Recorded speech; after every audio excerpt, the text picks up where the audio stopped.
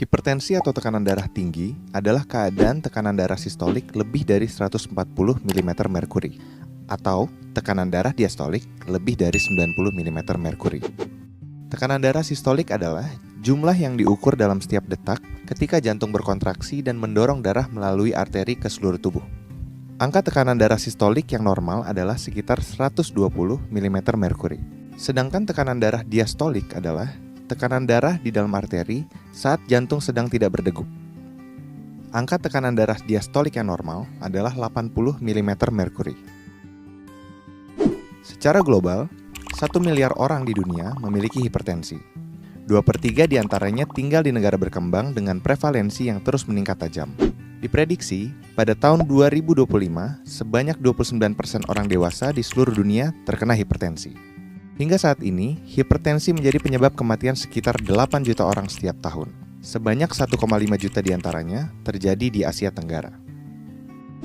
Hipertensi disebut the silent killer karena sering muncul tanpa keluhan. Penderita umumnya tidak tahu kalau mengidap hipertensi.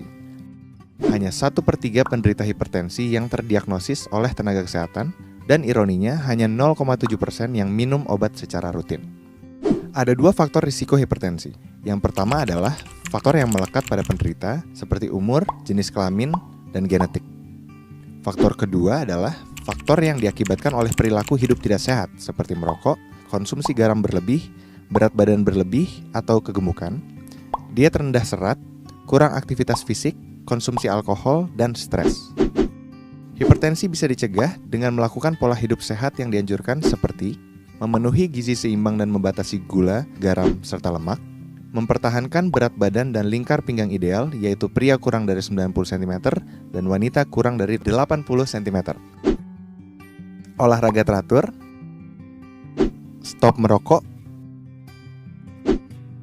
hindari konsumsi alkohol, konsumsi obat secara teratur karena penderita hipertensi membutuhkan pengobatan yang lama dan terus-menerus sepanjang hidup.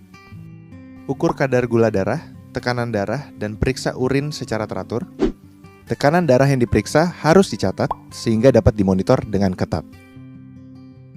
Tidak semua penderita hipertensi mengenali atau merasakan keluhan maupun gejala. Namun biasanya, keluhan berikut yang dirasakan: sakit kepala, gelisah, jantung berdebar, penglihatan kabur, rasa sakit di dada, dan mudah lelah. Mengapa hipertensi berbahaya?